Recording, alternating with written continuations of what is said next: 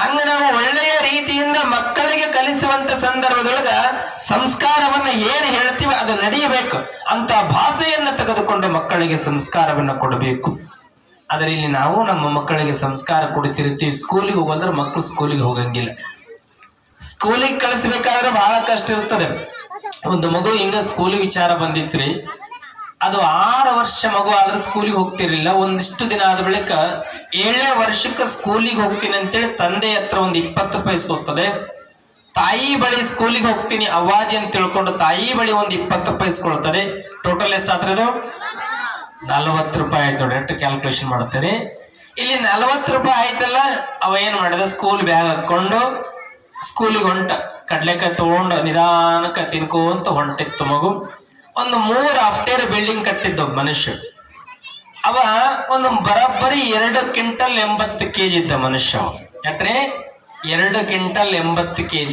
ಆ ಮನುಷ್ಯನನ್ನು ನೋಡಿ ಈ ಮಗು ಬಹಳ ನಗ್ಲಕತ್ತು. ಯಾವಾಗ ಆ ಮನುಷ್ಯ ನೋಡಿ ಈ ಮಗು ನಗ್ಲಕತ್ತು, ಆ ಮನಿ ಮಾಲೀಕ ಸುಮ್ ಬಿಡ್ತಾನಂದ್ರಿ. ನಾನು ನೋಡಿ ನಗುತ್ತಾ ಇದ್ದೆ, ಈ ಮಗು ಏತಕ್ಕಾಗಿ ನಗುತ್ತದೆ ತಿಳ್ಕೊಂಡು ಎಳ್ಕೊಂಬರಿ ಅಂತ ಕೆಲಸ್ತಾಳೆ. ಮೊದಲೇ ಶ್ರೀಮಂತ ಎಳ್ಕೊಂಬರಿ ಅಂತ ಹೇಳ್ದ. ಮಗು ಎಳ್ಕೊಂಬಂದ್ರು. ಮಗುನ ಎಳ್ಕೊಂಬಂದ ಬಳಿಕ ಮಾಲಕ್ ಕೇಳ್ತಾನ, ನನ್ನ ನೋಡಿ ನಗತಾ ಇದ್ದೀಯಲ್ಲ, ಏತಕ್ಕಾಗಿ ನೀ ನಕ್ಕಿರುವುದು ಅಂತ ಕೇಳಿದಾಗ ಮಗು ಹೇಳ್ತಾಳೆ, 3 ಅಫ್ಟೇರ್ ಬಿಲ್ಡಿಂಗ್ ಮೇಲೆ ಕೂತಿ ಅಪ್ಪಿ ತಪ್ಪಿ ನೀ ಸತ್ಯ ಅಂದ್ರೆ ನೀನು ಕೆಳಗಿಳಿಸೋದು ಹೆಂಗಂತ ನಗತಾ ಇದ್ದೀನ ಅಂತ ಅದು. ಮತ್ತು ಮನಿ ಮಾಲಕಿಗೆ ಎಷ್ಟು ಸಂಕಟ ಆಗಿರ್ಬೇಕ್ರಿ. ನನ್ನ ಊಟ ನನ್ನ ಪ್ರಸಾದ, ಹೌದಿಲ್ಲ? ಸಿಟ್ಟು ಬಂತವಾಗ. ಮನೆಯೊಳಗೆ ಹಿರಿಯರು ಯಾರಿದ್ದಾರೆ ಕರ್ಕೊಂಡು ಬರ್ರಿ ಅಂತ ಹೇಳಿದ್ರು. ಇವ್ ತಂದಿದ್ ನೋಡ್ರಿ, ತಂದಿನ ಕರ್ಕೊಂಡ್ ಬಂದ್ರು ಮನೆಯೊಳಗೆ. ತಂದಿನ ಕರ್ಕೊಂಡು ಬಂದ್ರು. ನೋಡಪ್ಪ, ನಾ ಸತ್ರು ನಿನ್ನ ಮಗ ಹೆಂಗ್ ಇಳಿಸ್ಬೇಕಂತ ಚಿಂತೆ ಮಾಡ್ಲಕತ್ತಾನ. ಮತ್ತ ನಿನ್ನ ಮಗನಿಗೆ ಸಂಸ್ಕಾರ ಹೇಳ್ತೀವಿ, ಒಡೆದು ಬಿದ್ದೆ ಚಂದ ನೀತಿ ಪಾಠ ಹೇಳ್ತೀವ ಅಥವಾ ಮುಂದ್ ಮಾತಾಡ್ತೀವ ಅಂತ ಕೇಳಿದ ಮನಿ ಮಾಲೀಕ. ಅವಂತ ಮಗ, ಇವ ಸತ್ರ ನೀನ್ ಯಾಕೆ ಚಿಂತೆ ಮಾಡ್ತೀಯೋ, ಸಣ್ಣ ಕೊಡ್ಲಿ ತಂಗ್ ಕಡದ್ ಬಿಟ್ರ ಆತವ ನಮ್ಮ. ಏನ್ರಿ, ಸಣ್ಣ ಕೊಡ್ಲಿ ತಗೊಂಡ್ ಕಡದ್ರೆ ಮುಗಿದಲ್ಲ ಕೆಳಗಿಳಿಸಕ್ ಬರ್ತದ ಅಂದ. ಸಿಟ್ಟು ಎಟ್ಟ ಬರ್ಲಿಕ್ಕಿಲ್ರಿ ಮನೆ ಮಾಲಕನೇ. ಯಾರ್ದೋ ಬೇರೆಯವರು ಬಂದು ನನ್ನ ಮನೆ ಸುದ್ದಿ ಮಾಡಿ ನನ್ನ ಕಡಿತೀನಂತ ಅಂದಾಗ ಬಿಡ್ತಾನೆ ಅಂದ್ರೆ ಮನುಷ್ಯ. ಇನ್ನೂ ಮನೆಯೊಳಗೆ ಯಾರು ಹಿರಿಯರಿದ್ದಾರ, ಈತನ ತಂದಿದ್ದ ಮನೆಯೊಳಗೆ ಅಜ್ಜ ಇದ್ದ. ಅಜ್ಜನ್ ಕರ್ಕೊಂಡು ಬರಿ ಅಂದ್ರು. ಅಜ್ಜನ ಕರ್ಕೊಂಡು ಬಂದ್ರಿ. ಅಜ್ಜಕ್ ಕೇಳ್ತಾರ, ನಿನ್ನ ಮಗ ಹೆಂಗ್ ಇಳಿಸೋದಂತ ಚಿಂತೆ ಮಾಡ್ಲಕತ್ತಾನ, ಮತ್ತ ನಿನ್ನ ಮಗ ನನ್ನ ಕೊಡ್ಲಿ ತಗೊಂಡು ಕಡೀರಂತಾನ, ಮತ್ತ ನಿನಗೊಂದು 85 ವರ್ಷ ವಯಸ್ಸಾಗ್ಯದ, ಅನುಭವದ ಮಾತುಗಳನ್ನ ಹೇಳಂದಾಗ ಅವಂತಾನ, ಇವನು ಕಡಿಯೋದ್ಯಾಕ ಇಳಿಸೋದ್ಯಾಕ, ಇಡೀ ಮನೆಗೆ ಚಿಮ್ನೆಣ್ಣೆ ಹಾಕಿ ಬೆಂಕಿ ಹೆಚ್ಚಿಬಿಟ್ರೆ ಮುಗಿದು ಹೋತ್ ನೋಡೋದು. ಸಂಸ್ಕಾರ ಹೆಂಗ್ ಕೊಟ್ರ ಮನೆತನದ ಮಾನ ಮರ್ಯಾದೆಯನ್ನ ಮಕ್ಕಳು ಕಡಿತಾರೆ. ಮಕ್ಕಳ ಮುಂದೆ ಏನಾದ್ರೂ ಹೇಳಿದಾಗ ನಗುತ್ತೀವಿ ನಾವೆಲ್ಲ. ಮಾವು ಬಂದ್ ನೋಡಿ ಕಾಲ್ ತೋರ್ಸಂತೀರಿ, ಕಾಲ್ ತೋರ್ಸ್ ಅಂತ ನಗುತ್ತೀರಿ ಮನೆಯೊಳಗೆ. ಮುಂದೆ ಯಾರ್ಯಾರಿಗೆ ಕಾಲ ತೋರಿಸ್ತಾನ ಗೊತ್ತಿಲ್ಲವ. ಇಲ್ಲಿ ನಾವೆಲ್ಲ ಲೌಕಿಕದೊಳಗಿಂತ ವಿಚಾರಧಾರೆಯನ್ನು ನೋಡ್ತೀವಿ. ಆದರೆ ಇಲ್ಲಿ ಅವಧೂತ ಅಯ್ಯಪ್ಪನನ್ನ ಚಿನ್ನಮಾಂಬೆ ಚಿನ್ನೆಯರು ಸಹಿತವಾಗಿ ಬಹಳ ಚಂದ ಸೊಗಸಾಗಿ ಮಗುವನ್ನ ಬೆಳೆಸ್ತಾ ಇದ್ದಾರೆ. ಮಗುವನ್ನ ಬೆಳೆಸುವಂತ ಸಂದರ್ಭದಲ್ಲಿ 6 ವರ್ಷದ ಮಗು ಆಯಿತು. ಈ ಮಗುವಿಗೆ ಒಳ್ಳೆಯ ಶಿಕ್ಷಣವನ್ನ ಕೊಡೋಣ, ಒಳ್ಳೆಯ ವಿದ್ಯಾಭ್ಯಾಸವನ್ನ ಕಲಿಸೋಣ. ಈ ಮಗು ಮುಂದೆ ಕೀರ್ತಿವಂತ ಮಗನಾಗಬೇಕು ಅಂತ ತಿಳ್ಕೊಂಡು ಅದೇ ಊರೊಳಗ ಗುಡಿಯ ಶಾಲೆಯೊಳಗ ಮಗುವನ್ನ ಅಕ್ಷರಾಭ್ಯಾಸಕ್ಕಾಗಿ ಕಳಿಸ್ತಾರೆ. ಆ ಸ್ಕೂಲಿನೊಳಗ ಅಯ್ಯನವರು ಅಂತ ಇರುತ್ತಾರೆ. ಗುರುಗಳೇ, ಈ ನಮ್ಮ ಮಗುವಿಗೆ ಅಕ್ಷರಾಭ್ಯಾಸವನ್ನ ಮಾಡಿಸಿ ಅಂತ ಹೇಳಿದಾಗ ಆ ಚೆನ್ನಯ್ಯನವರು ತೆಗೆದುಕೊಂಡು ಬಂದಿರುವಂತ ಪಾಠೆಯನ್ನ ತೆಗೆದುಕೊಂಡು ಪಾಠೆಗೆ ಪೂಜೆಯನ್ನ ಮಾಡಿಸಿ ಓಂಕಾರ ಎನ್ನುವಂತ ಪ್ರಣವಾಕ್ಷರವನ್ನ ಬರೆದು ಮತ್ತ ಅ ಇ ಅನ್ನುವಂತ 4 ಅಕ್ಷರಗಳನ್ನ ಬರೆದು ಅಕ್ಷರಾಭ್ಯಾಸವನ್ನ ಪ್ರಾರಂಭವನ್ನ ಮಾಡಿಸ್ತಾರೆ. ಗುರುಗಳೇ, ಈ ನನ್ನ ಮಗುವಿನ ಭಾರ ಇನ್ನು ಮುಂದೆ ನೆಮ್ಮದು ಅಂತ ಹೇಳುತ್ತಾರೆ. ಹೇಳಿ ಇಲ್ಲಿ ಚೆನ್ನಯ್ಯನವರು ತಮ್ಮ ಕಾಯಕದತ್ತ ಉಳಿದುಕೊಳ್ಳುತ್ತಾರೆ. ಅಕ್ಕ ಸಾಲಿಗ ವೃತ್ತಿಯನ್ನು ತಮ್ಮ ಕಾಯಕದೊಳಗೆ ತಮ್ಮ ಬಂಗಾರ ವಜ್ರ ವೈಡೂರ್ಯವನ್ನ ಮಾಡುತ್ತಾ ತಮ್ಮ ಕಾಯಕವನ್ನ ಕಳೀತಾ ಇದ್ದಾರೆ. ಇಲ್ಲಿ ಈ ಮಗು ಅಭ್ಯಾಸವನ್ನ ಮಾಡುತ್ತಾ ಇದೆ. ಈ ಮಗುವಿನ ಅಭ್ಯಾಸವನ್ನು ನೋಡಿರುವಂತ ಗುರುಗಳು ಹೇಳ್ತಾರೆ, ಎಂತ ವಿದ್ಯಾಭ್ಯಾಸ, ಎಂತ ಜ್ಞಾನ, ಈ ಭಗವಂತ ಈ ಮಗುವಿಗೆ ಎಷ್ಟು ಜ್ಞಾನ ಕೊಟ್ಟಿದ್ದಾನೆ. ಒಂದು ಸಾರಿ ಹೇಳಿದರೆ ಸಾಕು, ಹೇಳಿದ ಪ್ರಶ್ನೆಗಳಿಗೆ ಚೆನ್ನಾಗಿ ಉತ್ತರವನ್ನ ಕೊಟ್ಟು ಮತ್ತು ಕಂಠಸ್ಥವನ್ನ ಮಾಡುತ್ತಾನೆ. ರಾಜಶೇಖರ ವಿಲಾಸ ಅನ್ನುವಂತ ತತ್ವ ಪದಗಳನ್ನ, ಸರ್ಪಭೂಷಣರ ತತ್ವ ಪದಗಳನ್ನ ವಿಚಾರಧಾರೆಗಳನ್ನು ಎಲ್ಲವುಗಳನ್ನು ಕಂಠಸ್ಥ ಮಾಡುತ್ತಾ ಬಾಲಬೋಧೆಯನ್ನು ಸಹಿತವಾಗಿ ಗಟ್ಟಿ ಹಾಕುತ್ತಾ ಹೊರಟಿದ್ದಾನೆ. ಈ ಮುಂದಿರುವಂತ ಮಕ್ಕಳನ್ನ ಹಿಂದೆ ಹಾಕುತ್ತಾ ಹೊಂಟ ಮನೆಯೊಳಗೆ ಸಂತೋಷ ಅದ. ಸ್ವಲ್ಪ ದಿನಗಳು ಕಳೆದ ಬಳಿಕ ಮತ್ತ ಚಿನ್ನಮಾಂಬೆ ಗರ್ಭವತಿಯಾದಳು. ಸ್ವಲ್ಪ ದಿನಗಳು ಕಳೆದ ಬಳಿಕ ಮತ್ತು ಚಿನ್ನಮಾಂಬೆ ಗರ್ಭವತಿಯಾದ ಬಳಿಕ ಮುಂದೆ ಸ್ವಲ್ಪ 9 ತಿಂಗಳು ಕಳೆದ ಬಳಿಕ ಮತ್ತೆ ಹೆಣ್ಣು ಮಗುವಿಗೆ ಜನ್ಮವನ್ನ ನೀಡುತ್ತಾಳೆ ಚಿನ್ನಮಾಂಬೆ. ಆ ಹೆಣ್ಣು ಮಗುವಿಗೆ ಜನ್ಮವನ್ನ ಕೊಟ್ಟರು. ಆ ಮಗುವಿಗೆ ಅಯ್ಯಮ್ಮನೆಂದು ನಾಮಕರಣವನ್ನ ಮಾಡುತ್ತಾರೆ. ಇತ್ತ ಕಡೆ ಇಲ್ಲಿ ದೊಡ್ಡ ಬಸವನೂ ದೊಡ್ಡವನಾಗುತ್ತಾ ಬೆಳೀತಾ ಇದ್ದಾನೆ, ತಂದೆಯ ಅಕ್ಕ ಸಾಲಿಗ ವೃತ್ತಿಯನ್ನ ಮಾಡುತ್ತಾ. ಇತ್ತ ಕಡೆ ಅಯ್ಯಪ್ಪನೂ ಸಹಿತವಾಗಿ ತನ್ನ ಓದು ಬರಹದ ಕಡೆ ಮನಸ್ಸನ್ನ ಕೊಟ್ಟು ತಂದೆಯ ಮಾಡುವಂತ ಕೆಲಸದೊಳಗ ಆಗಾಗ ಆ ತಂದೆ ಮಾಡತಕ್ಕಂತ ಕೆಲಸ ಮಾಡುವಂತ ಸಂದರ್ಭದೊಳಗ ಸುತ್ತಿಗೆ ತೆಗೆದುಕೊಂಡು ಹಿಂಗ್ ಹೊಡಿತಿದ್ದ. ಅದರ ಜೊತೆ ಜನಗಳು ಕಷ್ಟ ದುಃಖ ದುಮ್ಮಾನಗಳನ್ನ ಇಲ್ಲಿ ಚಿನ್ನಯ್ಯನವರ ಬಳಿ ಬಂದು ಹೇಳುತ್ತಿದ್ರು. ಯಪ್ಪ, ನಮ್ಮ ಮನೆಯೊಳಗೆ ಕಷ್ಟ ಅದ, ಈ ಕಷ್ಟ ಬಗೆಹರಿಸು ಅಂತ ತಿಳ್ಕೊಂಡು ಏನಾದ್ರೂ ಕೇಳುತ್ತಿದ್ರೆ ತಂದೆ ಅವರ ಕಷ್ಟಕ್ಕೆ ಸ್ಪಂದನೆಯನ್ನ ನೀಡುವಂತ ಸಂದರ್ಭದೊಳಗ ತನ್ನ ಅಯ್ಯಪ್ಪ ತನ್ನ ಮಾತಿನ ಶಕಮುಖಿಯಿಂದ ಮಾತುಗಳನ್ನು ಹೇಳದೆ ತಂದೆಗೆ ಕಣ್ಣು ಸನ್ನೆಯ ಮುಖಾಂತರವಾಗಿ ಅವರ ಕಷ್ಟಗಳನ್ನ ಪರಿಹಾರವನ್ನ ಮಾಡುವುದಕ್ಕೆ ಮುಂದೂಡುತ್ತಿದ್ದ. ಸುತ್ತಿಗೆ ತೆಗೆದುಕೊಂಡು ಹಿಂಗ ನಿಧಾನಕ್ಕೆ ಏಟ್ ಆಗ್ತಿದ್ದ. ಈ ಮಗು ಸುತ್ತಿಗೆ ತಗೊಂಡು ಏಟ್ ಹಾಕೋದು ನೋಡಿಕೊಂಡು ಮತ್ತೆ ಇವರು ಕೇಳಿದ ಪ್ರಶ್ನೆಗಳಿಗೆ ಉತ್ತರ ಕೊಡೋದಕ್ಕೆ ಪ್ರಯತ್ನ ಮಾಡುವಂತದ್ದನ್ನ ಜನಗಳು ನೋಡಿರ್ತಕ್ಕಂಥವರು ಹೇಳ್ತಿದ್ರು, ಈ ಮಗು ಸಾಮಾನ್ಯವಾದ ಮಗು ಅಲ್ಲ, ದಿವ್ಯ ಜ್ಞಾನಿ ಆಗ್ತಾನೆ, ವಾಕ್ಸಿದ್ಧಿ ಪುರುಷನಾಗ್ತಾನೆ ಅಂತ ತಿಳ್ಕೊಂಡು ಎಲ್ಲರೂ ಮಾತಾಡ್ತಿದ್ರು. ದೊಡ್ಡ ಬಸವನ ಕಾಯಕ ನಡೆದರೆ ಇಲ್ಲಿ ಮನೆಯೊಳಗ ಅಣ್ಣಮ್ಮ ಆ ಮಗುವಿನ ಇನ್ನೊಂದು ಮಗು ಏನಾಗ್ಯದಲ್ಲ ಆ ಮಗುವಿನ ಪೋಷಣೆಯನ್ನ ಮಾಡುತ್ತಾ ಹೊರಟಿದ್ದಾರೆ. ಆದರೆ ಸಂಸಾರ ಒಳಗೆ ಸುಖಿ ಜೀವನ ಇರಬೇಕಾಗಿತ್ತಂದ್ರ ಸಿರಿವಂತಿಕೆಯ ಜೀವನ ಬೇಕು. ಸಿರಿವಂತಿಕೆಯ ಜೀವನ ಇಲ್ಲ, ಬಡತನದ ಜೀವನ ಅದ.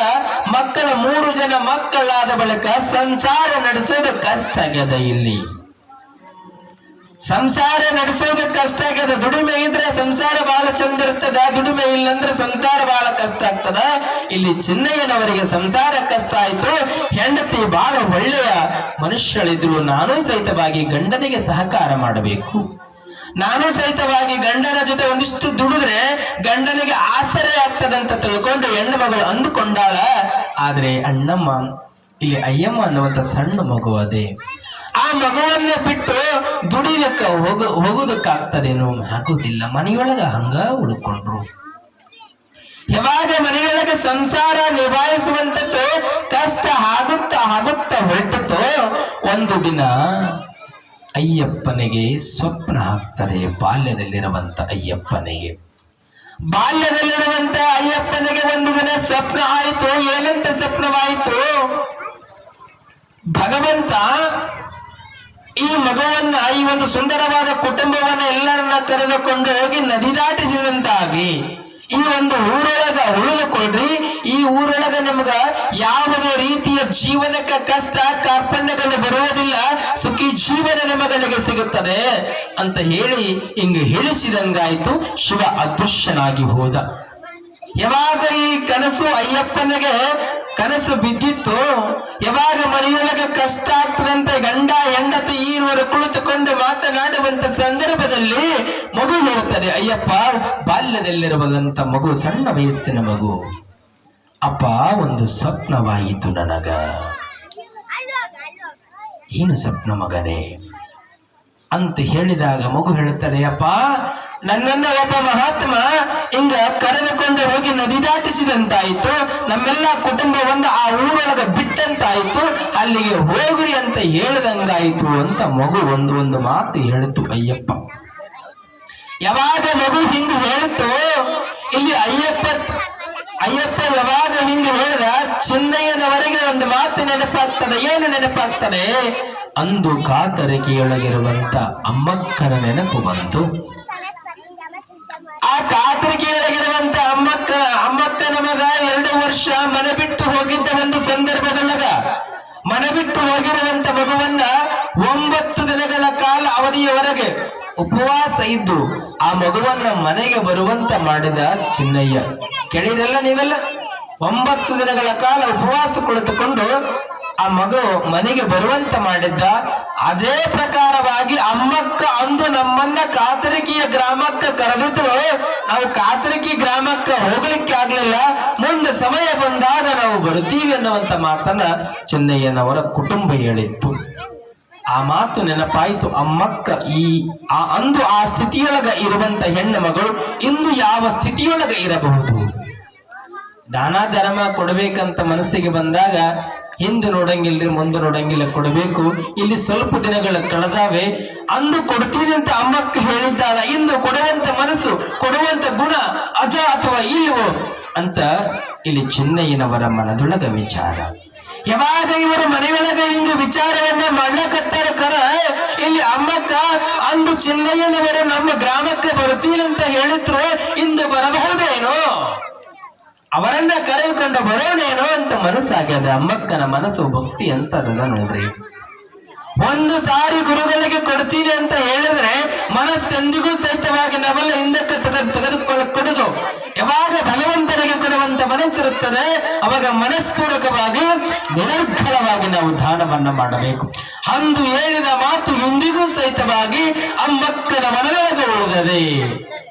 ಅಮ್ಮಕ್ಕ ವಿಚಾರ ಮಾಡಿಕೊಂಡು ಚೆನ್ನಯ್ಯನವರ ಕುಟುಂಬ ಬರ್ತೀನಿ ಅಂತ ಹೇಳಿದ್ರು. ಕರೆದುಕೊಂಡು ಬರೋಣ ಅಂತ ತಿಳ್ಕೊಂಡು ನದಿ ದಾಟಿಕೊಂಡು ಆ ತಾಯಿ ಎಲ್ಲಿಗೆ ಬರ್ತಾಳೆ? ಗಣದಿನ್ನಿ ಗ್ರಾಮಕ್ಕೆ ಬಂದಳು. ಇವರು ವಿಚಾರ ಮಾಡೋದಕ್ಕೂ ಅಮ್ಮಕ್ಕ ಮನೆಯ ಮುಂದೆ ಬಂದು ನಿಲ್ಲುವುದಕ್ಕೂ ಇದು ಸಾಮಾನ್ಯವಾದ ಮಾತಲ್ಲ. ಅಯ್ಯಪ್ಪನಿಗೆ ಬಂದು ಯಾರು ಹೇಳಿರುವಂತ ಮಾತಲ್ಲ. ತಿಂತಿಣಿ ಮೌನೇಶನೇ ಸ್ವಪ್ನದೊಳಗೆ ಬಂದು ಎಚ್ಚರಿಸಿದ್ದಾನೆ. ಬಾಲಯೋಗಿಗೆ ಅಯ್ಯಪ್ಪ ತಾತನಿಗೆ ಅಂತ ಚೆನ್ನಯ್ಯ ವಿಚಾರವನ್ನ ಮಾಡಿದ ತಿಂತಿಣಿ ಮೌನೀಶನ ಆಶೀರ್ವಾದ. ಹಿಂಗ ಯಾವಾಗ ವಿಚಾರ ಆಯ್ತು, ಅಮ್ಮಕ್ಕಂತಾಳೆಪ್ಪ ಹೋಗೋಣ ನೋಡ್ರಿಪ್ಪ, ನಮ್ಮ ಊರಿಗೆ ಬಂದ್ರಿ, ಚೆನ್ನಾಗಿ ನೋಡ್ಕೊಳ್ತೀವಿ ಅಂತ ಯಾವಾಗ ಕರೆದಳು. ಆಯ್ತಮ್ಮ, ಇನ್ನ ನಿಮ್ಮೂರಿಗೆ ಹೋಗೋಣ ಅಂತ ತಿಳ್ಕೊಂಡು ಮಾನವಿ ತಾಲೂಕು ಗಣದಿನ್ನಿ ಗ್ರಾಮವನ್ನ ಬಿಟ್ಟು ಎಲ್ಲಿಗೆ ಬರುತ್ತಾರೆ? ಕಾತರಕಿ ಗ್ರಾಮಕ್ಕೆ ಬರುತ್ತಾರೆ. ಇಲ್ಲಿ ಯಾವಾಗ ಕಾತರಕಿಯ ಗ್ರಾಮಕ್ಕೆ ಬಂದ್ರು, ಈ ಕಾತರಕಿಯ ಗ್ರಾಮದೊಳಗ ಈ ಕುಟುಂಬ ಬಂದ ಬಳಿಕ ಮನೆಯನ್ನ ಸ್ವಚ್ಛ ಮಾಡಿ, ಆ ಅಮ್ಮಕ್ಕ ಮನೆಯನ್ನ ಸ್ವಚ್ಛವನ್ನ ಮಾಡಿ ಈ ಒಂದು ಕುಟುಂಬಕ್ಕ ಸುಂದರವಾಗಿ ಇರುವುದಕ್ಕಾಗಿ ಅನುಕೂಲವನ್ನ ಮಾಡುತ್ತಾಳೆ. ಯಾವಾಗ ಅನುಕೂಲ ಮಾಡಿದಳು ಮತ್ತ ತಮ್ಮ ಕಾಯಕದೊಳಗ ಯಾರು? ಚೆನ್ನಯ್ಯ, ಚಿನ್ನಮಾಂಬಿಯರು ಮತ್ತು ದೊಡ್ಡ ಬಸವ ದೊಡ್ಡ ಮಗ, ಇಲ್ಲಿ ಅಯ್ಯಪ್ಪ ಸಣ್ಣ ಮಗ, ಇನ್ನೊಂದು ಹೆಣ್ಣು ಮಗು ಅಯ್ಯಮ್ಮ, 3 ಜನ ಮಕ್ಕಳನ್ನ ಕರೆದುಕೊಂಡು ತಮ್ಮ ಕಾಯಕದೊಳಗೆ ಅಕ್ಕ ಸಾಲೆಗ ವೃತ್ತಿಯನ್ನ ಮಾಡುತ್ತಾ ಪ್ರೀತಿಯಿಂದ ಉಳಿದುಕೊಂಡು ಅಧಾಮ ರೀತಿಯೊಳಗೆ ಉಳಿದುಕೊಳ್ತಾರೆ ಅನ್ನುವಂಥದ್ದನ್ನ